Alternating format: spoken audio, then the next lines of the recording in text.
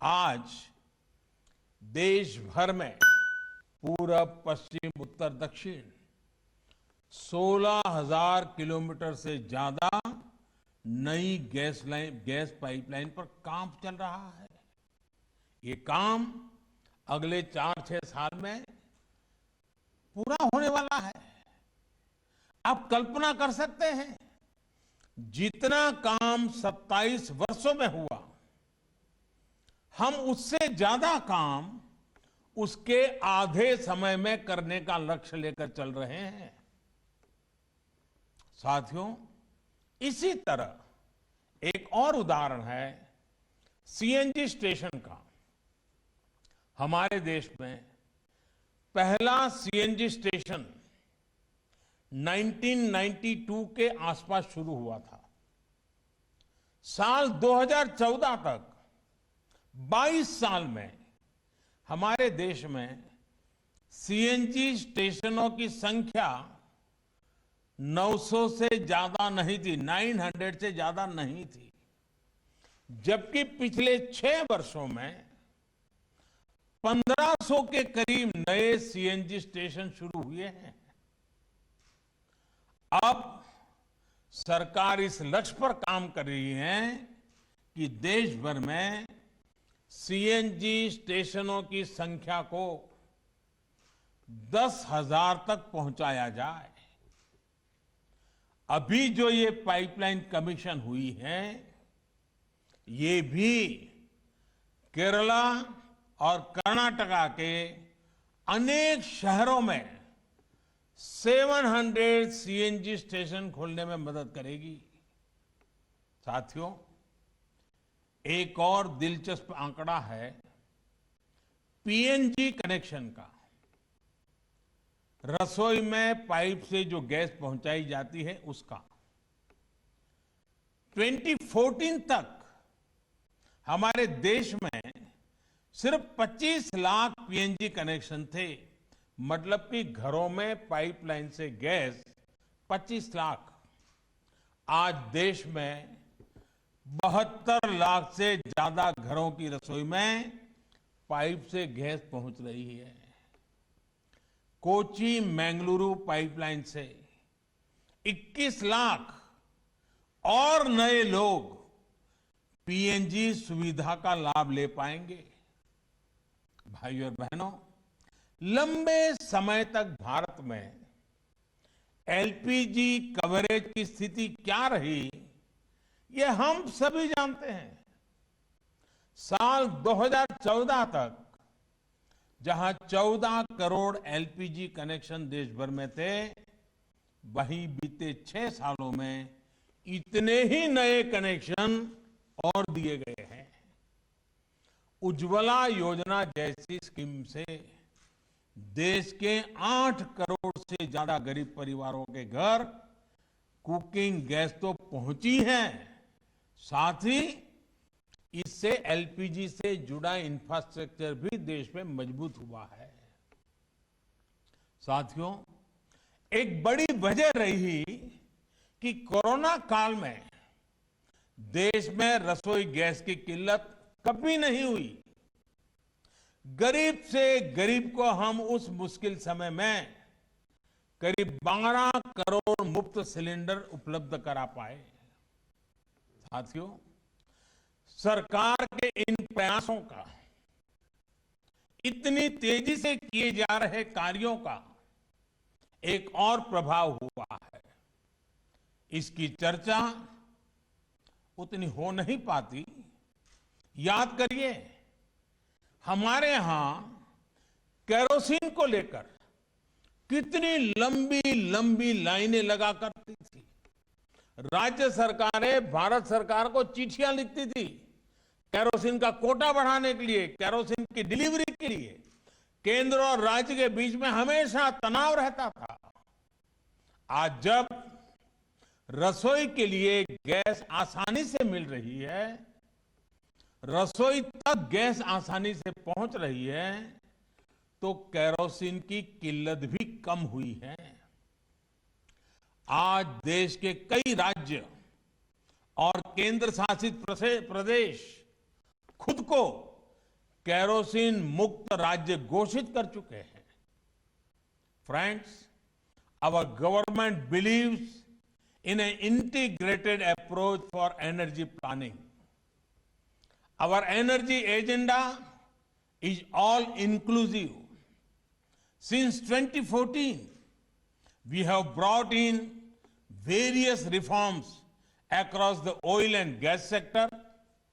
These reforms cover exploration and production, natural gas marketing and distribution. We plan to achieve one nation, one gas grid. We also want to shift to gas-based economy. The use of natural gas has several environmental benefits. The government is taking policy initiative to increase the share of natural gas in India's energy basket from 6% to 15%. Crores of rupees would be invested in the oil and gas sector in this decade itself.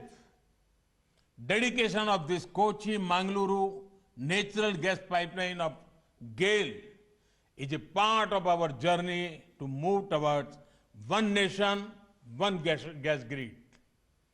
Clean energy is important for a better future. The pipeline will help improve clean energy access. Our government is also making many efforts in other sectors. Take, for example, the Swachh Bharat movement, the efforts to increase LED bulbs for electric electric mobility. साथियों, आज कोशिश ये है कि देश को भविष्य की जरूरतों, भविष्य की एनर्जी नीड्स के लिए आज से ही तैयार किया जाए। इसलिए एक तरफ देश में नेचुरल गैस पर फोकस किया जा रहा है, तो दूसरी तरफ देश अपने एनर्जी रिसोर्स को भी डाइवर्सिफाई कर रहा है।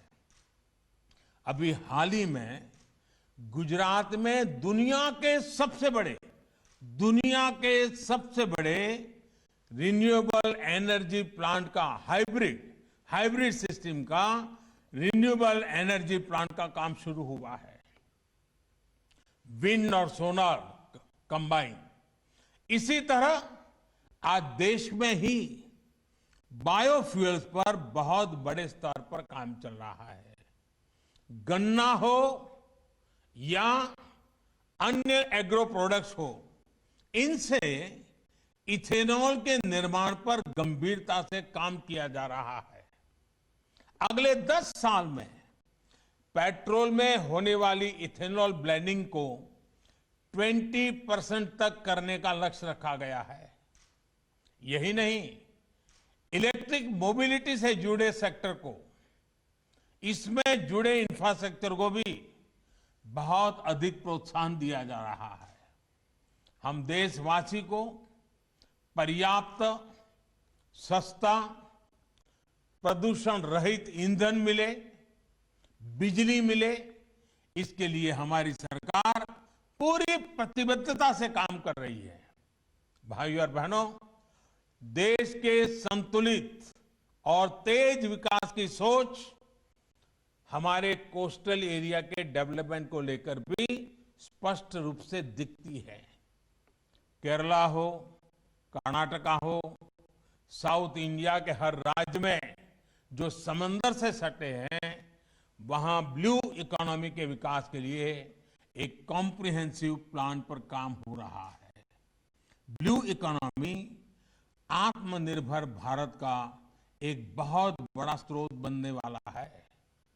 हमारे पोर्ट्स हो, कोस्टल रोड्स हो, इनको दूसरे माध्यमों से कनेक्ट किया जा रहा है। मल्टी मॉडल कनेक्टिविटी पर हमारा विशेष फोकस है। हमारा coastal region ease of living का भी मॉडल हो रहा है। ईज ऑफ डूइंग बिजनेस भी बेहतरीन हो, इसी लक्ष्य के साथ काम किया जा रहा है। भाइयों और बहनों, समुद्री किनारे पर बसी एक बड़ी आबादी हमारे किसानों की है, हमारे मछुआरे साथियों की है। ये सभी साथी समुद्री संपदा पर निर्भर ही नहीं है, बल्कि इसके बहुत बड़े संरक्षक भी हैं। इसलिए पूरे कोस्टल इकोसिस्टम की सुरक्षा और समृद्धि बहुत जरूरी है। बीते सालों में इसके लिए अनेक सार्थक कदम उठाए गए हैं। मछुआरों को डीप सी फिशिंग के लिए जरूरी मदद हो, फिशरीज का अलग डिपार्टमेंट बनाना हो, मत्स्य व्यापार से जुड़े साथियों को भी सस्ते ऋण के लिए किसान क्रेडिट कार्ड देना हो, इससे सामान्य मछुआरे साथी को भी लाभ हो रहा है। कुछ महीने पहले देश में 20,000 करोड़ रुपए की मत्स्य संपदा योजना शुरू की गई है। इसका सीधा लाभ केरला और कर्नाटका के लाखों मछुआरे साथियों को होने वाला है। आज मछली से जुड़े एक्सपोर्ट में तो हम तेजी से आगे बढ़ ही रहे हैं। एक क्वालिटी प्रोसेस सी फूड का हब भारत हो, इसके लिए भी हर जरूरी कदम उठाए जा रहे हैं। दुनिया में सीवीड की डिमांड बढ़ रही है, जिसको पूरा करने में भारत अहम भूमिका निभा सकता है। सीवीड फार्मिंग के लिए किसानों को जितना प्रोत्साहन मिलेगा, उतनी ही तेजी से इस क्षेत्र में भी हम आगे बढ़ेंगे। हम एकजुट होकर संकल्पित भाव से काम करेंगे, तभी हम हर राष्ट्रीय लक्ष्य को तेजी से हासिल कर पाएंगे। एक बार फिर कोची मंगलुरु गैस पाइपलाइन के लिए केरला और कर्नाटक के सभी नागरिक भाइयों बहनों को, इस काम से जुड़े हुए सभी महानुभावों को अनेक अनेक बधाइयां देता हूं। अड़ी सोमवार से शुक्रवार शाम 6 बजे सिर्फ TV9 भारतवर्ष पर।